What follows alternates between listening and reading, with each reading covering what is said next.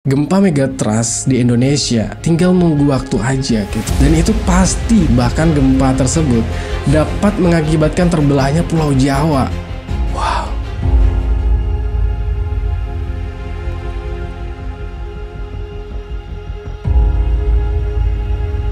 Oke, ini lagi rame banget di pemberitaan tentang akan terjadinya gempa megatrust. Ini bukan berita hoax atau cerita belaka, gengs. Ini disampaikan langsung oleh lembaga yang kita kenal, yaitu BMKG gitu. Yang pasti kompeten di bidangnya gitu kan. Tapi kalau gue lihat nih gengs, orang-orang itu nggak ada kepanikan sama sekali. Ya itu lagi gengs, bukan rakyat Indonesia kalau nggak santuy gitu. Beda banget pas COVID kemarin ya. Ya semua itu berbondong-bondong, panik buying, ngeborong semua bahan pokok kebutuhan rumah tangga. Sampai ditimbun ya kan. Padahal gengs, menurut informasi yang gue dapet ya, megatrust adalah bukan gempa yang biasa aja gitu. Ini gempa memiliki potensi merusak yang sangat besar gitu. Beda sama orang-orang Jepang ya. Begitu dapat peringatan, mereka semua langsung menyerbu supermarket. Tapi kalau di Indonesia ini sudah diperingatkan pun masih santuy gengs. Nggak peduli lagi dengan peringatan-peringatan yang sudah disampaikan gitu. Nanti kalau sudah kejadian barulah heboh gitu kan. Kayak kebelet berak tapi baru mau gali lubang WC-nya gitu kan. Padahal peringatan gempa megatrust ini bukan gempa yang biasa-biasa aja guys. Tapi nggak tahu lah ya, apakah masyarakat ini hanya menganggap peringatan dari BMKG itu hanyalah angin lalu gitu, makanya dianggap sepele, apa emang sudah pasrah gitu ya.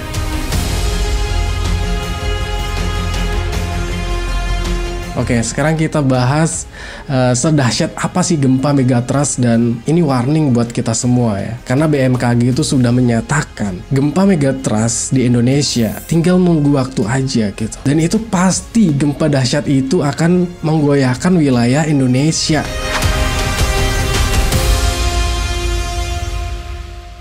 Pulau Jawa dikabarkan menjadi salah satu pulau yang masuk prediksi terkena dampak gempa tersebut, gengs. Bahkan gempa tersebut dapat mengakibatkan terbelahnya Pulau Jawa.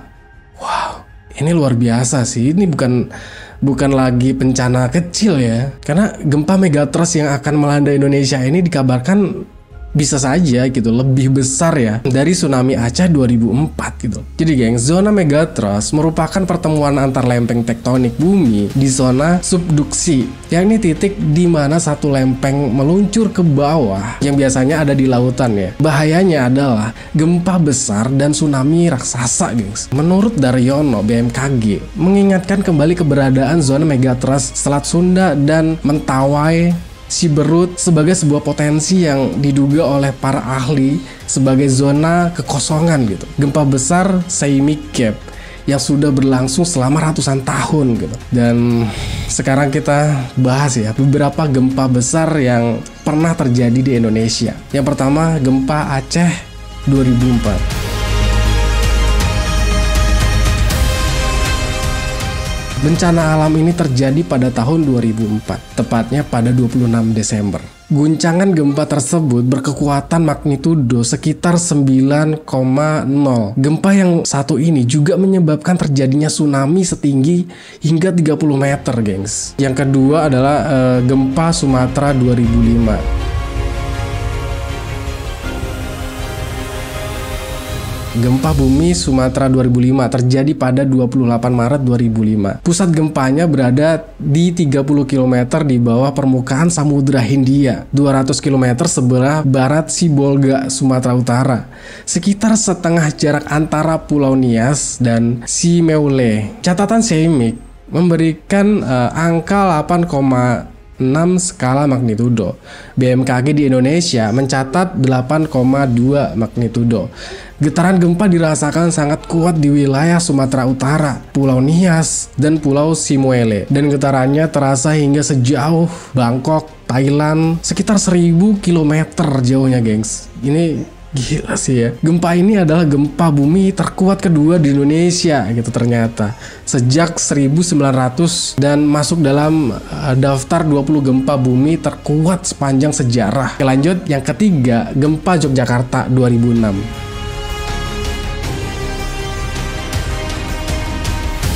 Kejadian pada Sabtu pagi 27 Mei 2006. Ini berkekuatan 5,9 skala Richter. Oke, lanjut yang keempat, gempa di Padang ya, 2009. Gempa berkekuatan 7,6 skala Richter ini terjadi pada 30 September 2009 di lepas pantai Sumatera sekitar 50 km barat dari laut Kota Padang. Tercatat terjadi tsunami lokal dengan tinggi 20 cm di Padang ya.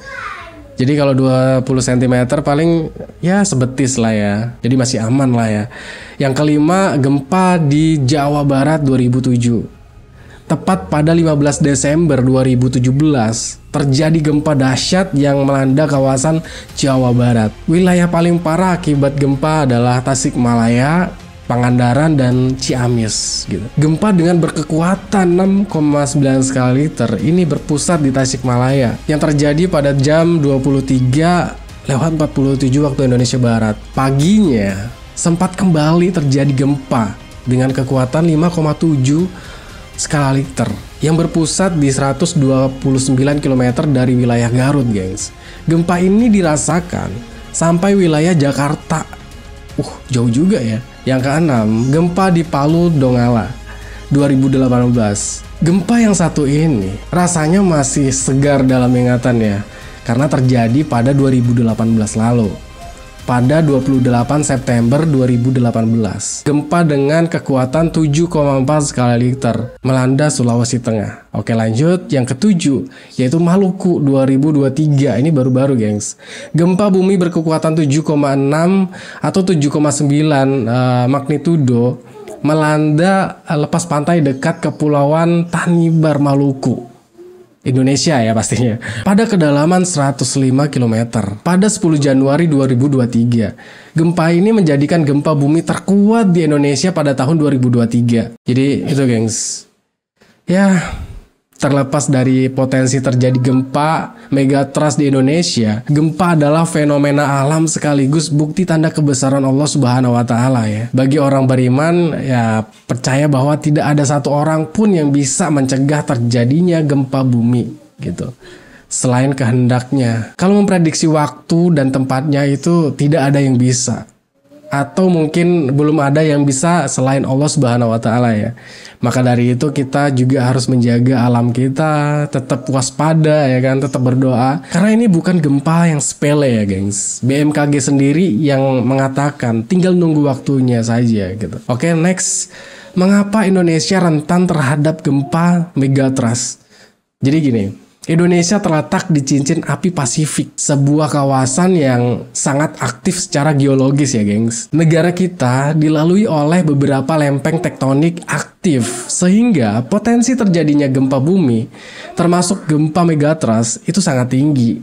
Dampak gempa megatrust dapat menimbulkan dampak yang sangat merusak seperti tsunami ya. Ya pastinya kalau udah gempa di bawah laut, itu bisa memicu gelombang tsunami ya, yang sangat besar dan menghancurkan daerah pesisir. Terus kerusakan bangunan ya. Getaran gempa yang kuat dapat menyebabkan bangunan runtuh itu, terutama bangunan yang tidak tahan gempa ya. Likuifaksi tanah di daerah tertentu dapat kehilangan kekuatan dan berubah menjadi seperti lumpur gitu ya, menyebabkan bangunan dan infrastruktur itu tenggelam karena ya pasti longsor juga ya kan. Gempa juga dapat memicu longsor terutama di daerah perbukitan ya atau pegunungan gitu. Jadi untuk mengurangi dampak buruk gempa megatrust, kita perlu melakukan berbagai upaya mitigasi seperti membangun bangunan yang tahan gempa ya. Bangunan itu harus dibangun sesuai dengan standar konstruksi tahan gempa ya kan. Misalkan temboknya biasanya cuman selebar batako, itu ditebelin lagi gitu 2-3 gitu kan. Terus sistem pengembangan peringatan dini tsunami ya, sangat penting banget gitu untuk memberikan waktu bagi masyarakat untuk evakuasi gitu kan. Terus peningkatan kesadaran masyarakat. Jadi masyarakat perlu diberi pemahaman nih tentang gempa megatrust dan cara-cara untuk melindungi diri gitu kan. Jadi pelatihan-pelatihan itu juga harus ada gitu kan. Terus latihan evakuasi, melakukan latihan evakuasi secara rutin. Yang satu ini sangat penting banget karena untuk melatih masyarakat agar tahu apa yang harus dilakukan saat terjadi gempa gitu. Jadi nggak panik gitu kan. Jadi harus langsung fokus nyari jalur evakuasi gitu. Nah setelah rame dibahas soal Megatros ini, sekarang muncul tas siaga, gengs. Apa itu tas siaga? Jadi gini, karena katanya gempa Megatros ini tinggal menunggu waktu saja sebelum mengguncang Indonesia, sebagai bentuk antisipasi masyarakat bisa memulai menyiapkannya, yaitu tas siaga bencana. Nah ini yang paling benar. Sebelum kejadian kita tuh sudah harus persiapan dulu lah ya. Nggak tahu waktunya kapan, yang penting kita udah mempersiapkan bekal-bekalnya gitu kan. Pokoknya sedia payung sebelum hujan. Ya kurang lebih seperti itulah ya. Tapi herannya orang-orang Indonesia ini agak lain gitu loh. Contohnya gini, udah tahu di Indonesia ini kan beriklim tropis ya, tapi masih aja kemana-mana itu nggak bawa payung. Apalagi gue tinggal di Batam nih ya. Cuaca di sini tuh nggak menentu banget, gengs. Karena ketika keluar nih, gue panas terik gitu kan. Tiba-tiba nggak berselang lama hujan deras, tapi masih banyak yang nggak bawa payung gitu kan. Termasuk gue sendiri gitu. Ya ini peringatan buat diri sendiri juga sih ya, agar sedia payung sebelum hujan. Oke lanjut, menurut laman resmi Badan Nasional Penanggulangan Bencana BNBP Pangkal Pinang, tas siaga bencana adalah tas yang dipersiapkan untuk menghadapi kejadian bencana tak terduga gitu, termasuk kebakaran, banjir, hingga gempa bumi gitu. Tas siaga bencana bisa terbuat dari bahan anti air ya, yang pastinya biar kuat gitu untuk membawa beban berat. Selain menghadapi kejadian bencana, tas siaga bencana juga penting dipersiapkan sebagai bekal untuk bertahan hidup setidaknya selama kurun waktu 72 jam ya, dalam waktu keadaan darurat, dan gak ketinggalan juga harus menyelamatkan dokumen-dokumen penting. Berikut daftar barang yang diperlukan untuk dimasukkan ke dalam tas siaga bencana menurut BNPB. Dokumen penting itu yang pastinya harus dimasukkan ke dalam plastik yang kedap udara ya, kedap air gitu. Salinan KTP, SIM, paspor, asuransi